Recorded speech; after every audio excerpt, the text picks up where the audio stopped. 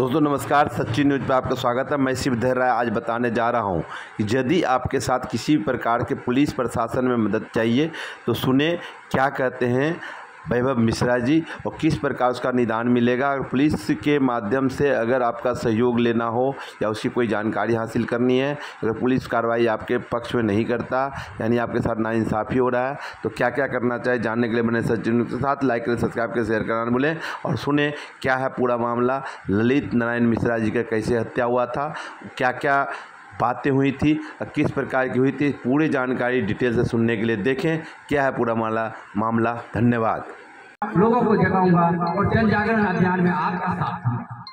कोई रहे न रहे, मैं आपके साथ हूँ वैभव जी। मैं आपको विश्वास दिला रहा हूँ कि आपकी लड़ाई में देश की जनता को जगा के रहूंगा, मेरा जितना कदम हो सके आपके साथ रहूंगा।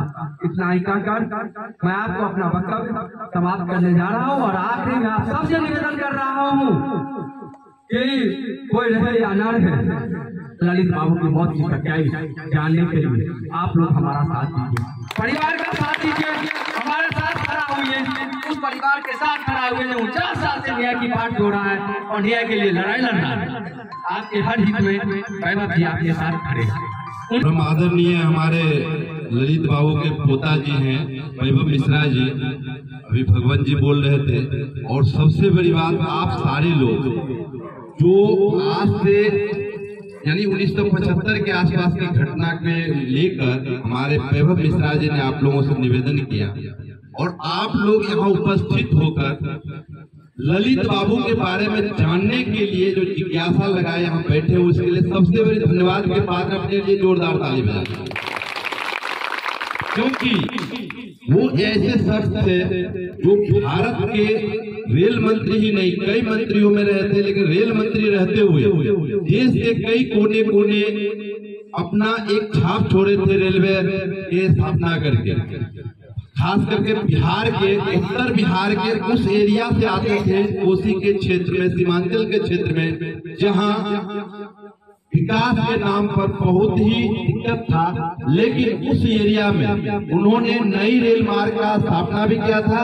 और कई ऐसे, जैसे कि उनकी जो हत्या हुई है इसके बारे में आप सुनिए और अभी जैसे बताए भी होंगे और आप सुनेंगे भी कि उनकी हत्या क्यों हुआ था।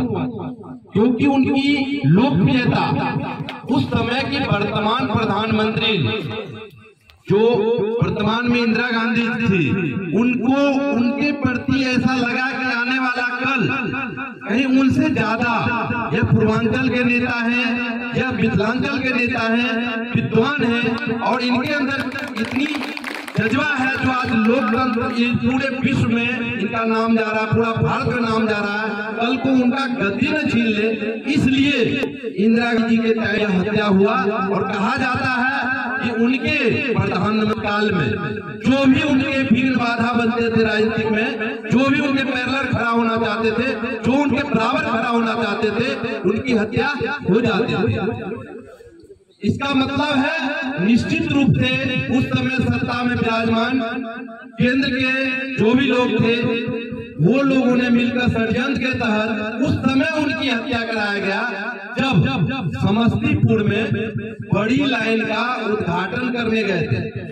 यानी उस समय भी वो कोई व्यक्तिगत कार्यक्रम में नहीं थे, विकास के कार्यक्रम में थे, जो कि बड़ी लाइन अगर होता है तो देश विदेश से वहाँ के बासिंदा आराम से जाना आना कर सकते हैं। आज भी हम लोग जब समस्तीपुर से गुजरते हैं तो याद आता है कि बड़ी लाइन का उद्घाटन ललित बाबू जी किए थे।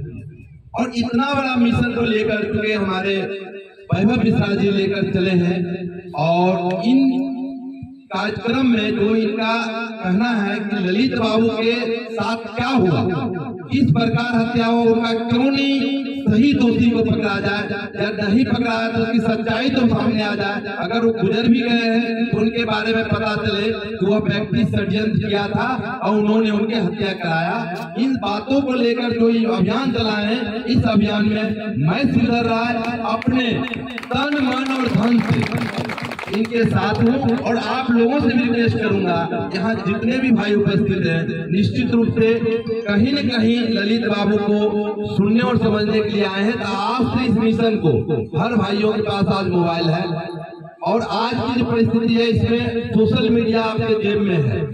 आप इन बातों को हर महीने में चाहे फेसबुक पे हो, व्हाट्सएप पे हो, अपने सगे संबंधी के साथ या फोन पर भी बात करें, ये बताएं कि अपने बुजुर्गों से भी पूछें कि ललित बाबू कौन थे और उनके बारे में उनके पिताजी जो वैभव मिश्रा जी आए हुए थे वो बता रहे थे। इन्वेस्टिगेटिंग ऑफिसर का आपको नंबर मिलेगा, एक डायरी नंबर मिलता है कि ये आपके आईओ हैं। कई बार पुलिस को भी लगता है कि आपने कंप्लेंट कुछ किया है। हमारे 2 पुलिस भाई यहाँ अभी है, वो हमारे बात में मानेंगे भी। कई बार ऐसा होता है कि पुलिस वालों को भी लगता है कि शायद कंप्लेंट फर्जी है। कई बार लगता है भी कि कंप्लेंट फर्जी है, तो वो भी पुलिस कंप्लेंट को एफआईआर में नहीं बनाते। तो ऐसी स्थिति में जबकि पुलिस को लगे कि एफआईआर बनने लायक नहीं है और आपको लगे कि आपका केस है, तो ऐसे स्थिति में आप 156 का एक पिटीशन होता है मैजिस्ट्रेट, जैसे यहाँ पे पटियाला हाउस कोर्ट है तो पटियाला हाउस कोर्ट में डाल सकते हैं, या कोई और एरिया है तो वहाँ के लोकल कोर्ट में डाल सकते हैं। ऐसे आप पिटीशन फाइल कर सकते हैं किसी भी वकील के थ्रू। अगर वकील नहीं मिले आपको, जैसे 2 हफ्ते पहले हम एक लीगल एड क्लिनिक लगाए थे, आप लीगल सर्विस के पास जा सकते हैं, उनसे सरकारी वकील की मांग कर सकते हैं, आप वहां से वो मिल सकते हैं। नहीं तो आप खुद स्वयं मैजिस्ट्रेट के पास जाके बोल सकते हैं, एक रिटन में कंप्लेंट करके सेक्शन 200 सीआरपीसी 190 सीआरपीसी में कि ये मेरी कंप्लेंट है, इस पे पुलिस एक्शन नहीं ले रही है। पुलिस की अपनी वजह होगी, आपकी अपनी वजह होगी, आप मैजिस्ट्रेट के पास कंप्लेन कर सकते हैं। फिर अगर मैजिस्ट्रेट को लगे कि अगर कंप्लेंट में कोई दम है, कोई एक्शन लेने की जरूरत है, तब वो पुलिस से ATR हो जाता है। ATR हो गया एक्शन टेकन रिपोर्ट। उसमें पुलिस अपनी 4 बातें करते हैं, क्यों नहीं वो एक्शन ले रहे, क्या एक्शन लिया है, क्या लिया है, क्या नहीं किया है, क्या लेना चाहिए, क्या नहीं लेना चाहिए। तो ऐसे अगर पुलिस कंप्लेंट हो, फिर एफआईआर ना हो पाए और आपको अपनी कंप्लेंट रजिस्टर करानी है, तो मैजिस्ट्रेट के पास सीधा जा सकते हैं, अपना कंप्लेंट सीधा लिखित में दे सकते हैं। अच्छा, कई बार क्या होता है कि हम सब आए कहीं और से, बिहार में, दिल्ली में अपनी रोजी रोटी कमाने के लिए, और घर परिवार में कोई ना कोई दिक्कत चल रही होती है, प्रॉपर्टी का, जमीन की दिक्कत लगभग हर किसी के घर में होती है। तो कोई बात करने चाहता नहीं खुल के, अपनी अपनी घर की बात कोई खुल के करना चाहता नहीं। तो जमीन ललित मिश्रा की जो मृत्यु हुई थी, उनके बारे में आपको सब कुछ पता लग गया है। बस मैं आपसे एक बात सबसे पहले ये कहना चाहूंगा कि आप सबका सहयोग चाहिए कि जैसा हुआ था उन चीजों के लिए एक न्याय मिले, और एक न्याय ऐसा मिले कि किसी चीज की कभी भी कोई परेशानी ना हो। और आपने बताया कि जो आपको परेशानी है उसका भी सारा हल निकाला जाएगा। अरुण शूरी जी की किताब थी हु किल्ड ललित मिश्रा, जिसके बारे में भगवान जी ने बताया था।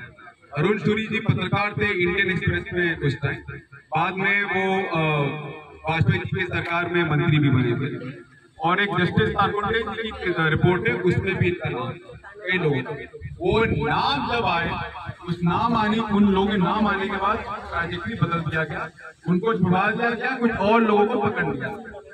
वो जो और लोग जो पकड़े गए उनका केस अभी तक दिल्ली हाईकोर्ट में चल रहा है। 2020 में मेरे हाथ कुछ यही रिपोर्ट जो जिनका मैं जिक्र कर रहा हूँ, ये मेरे हाथ में हमने सीबीआई को रिप्रेजेंटेशन दिया कि यहाँ पे दोबारा जांच हो इस केस में। मैं उनका पुत्र हूँ, इसकी जांच दोबारा होनी चाहिए। इसमें कोई खास जवाब हमें मिला नहीं।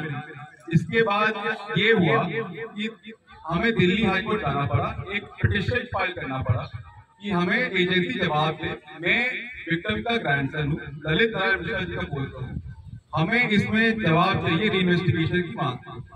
हाईकोर्ट ने एजेंसी को 6 हफ्ते का समय दिया कि आप इनको जवाब दो।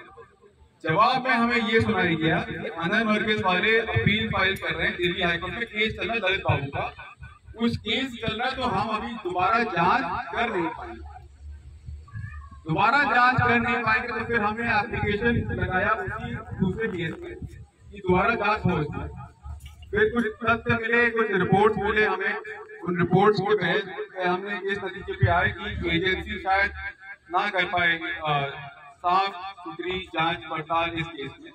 हम फिर हाईकोर्ट में दोबारा रीइन्वेस्टिगेशन की मांग की, जिसमें हमें बोला गया कि सुप्रीम नहीं हो पाएगा। फिर हम सुप्रीम कोर्ट में हमें ये बोला गया कि वो जो केस चल रहा है उसमें जाके आप एक एप्लीकेशन लगा देंगे। वो एप्लीकेशन हम लगाए। हमारी सुनवाई अब 16 मई को होगी, फाइनल हियरिंग फाइनल हियरिंग इस केस में शुरू होगी। इसमें हाईकोर्ट ने बोला है कि जिनको सीबीआई ने पकड़ा है उनकी भी सुनवाई होगी, और हम जो दोबारा जांच मांग रहे हैं इस केस में एज पुत्र ललित नारायण मिश्रा का परिवार की तरफ से जो हम दोबारा जांच की मांग कर रहे हैं उसकी भी सुनवाई होगी साथ ही साथ फाइनल हियरिंग में। और अगर कोर्ट को लगेगा तो दोबारा जांच हो भी सकती है। तो जैसे कई साथियों ने बोला, हम दोबारा जांच की मांग कर रहे हैं परिवार के तरफ से, और आपका सहयोग हमारे पूरे परिवार के साथ, आपका पूरे बिहार का, पूरे मिथिलांचल का सहयोग रहा है हमारे साथ।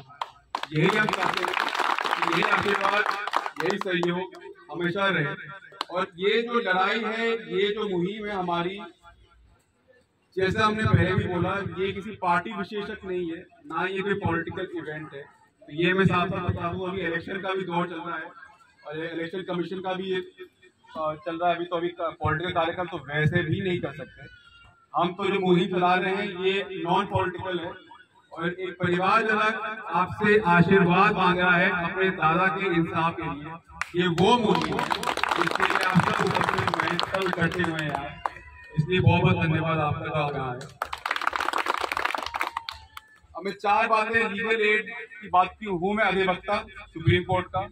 मैं काफी कानूनी कार्यक्रम कराते रहता हूँ। मैं सेंट्रल गवर्नमेंट का लॉयर हूँ मैं सुप्रीम कोर्ट में, दिल्ली सरकार का भी लॉयर हूँ मैं, SDM Narela, SDM model town में दिल्ली सरकार की तरफ से, और सुप्रीम कोर्ट में भारत सरकार की तरफ से। तो कुछ 4 बातें मैं आपको लीगल एड बता देता हूँ। मान लीजिए कभी पुलिस कंप्लेंट आप करते हैं और पुलिस का मूल्य के सिर्फ बिहार के नहीं, पूर्वांचल मूल्य के से, पूर्वांचल वाले उत्तर प्रदेश, उत्तराखंड, बिहार, झारखंड तक पूरा बेल्ट आज हमारे परिवार वर्मा जी से ये होता पूर्वांचल जिला के ही आज बिहार के थी। तो हम ये माने थी कि हमारा अपन राइट कि सब परिवार जना जैसे कि हमारा इसे हम ललित बाबू के परिवार जना थी, एक एक गोटा सब ललित बाबू के परिवार ये हमारे वापस। आज के समय में भाई भाई से बात नहीं करता, बेटा बाप से बात नहीं करता। मेरे दादाजी के हत्या के 50 साल बाद भी आप लोग इस कड़ी धूप में अगर बैठे हैं तो आप सब उतने ललित बाबू के परिवार जना के जितना मैं हूँ। इसलिए आप सबको बहुत बहुत धन्यवाद। एक बार जोरदार तालियां अपने लिए बजाइए। आप सब इस धूप में बैठे, कड़ी धूप में बैठे मेरे, सिर्फ मेरे लिए नहीं, मेरे परिवार के लिए। ये मैं